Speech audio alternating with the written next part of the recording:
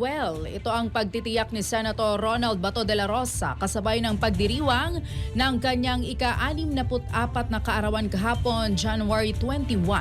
Matapos ang higit 2 buwang pagtatago at pananahimik, muling nagparamdam si de la Rosa at nagpost ng statement sa kanyang Facebook. Ayon sa senador, handa naman siyang harapin ang anumang akusasyon pero gagawin niya ito sa mga otoridad at mga korte dito sa Pilipinas.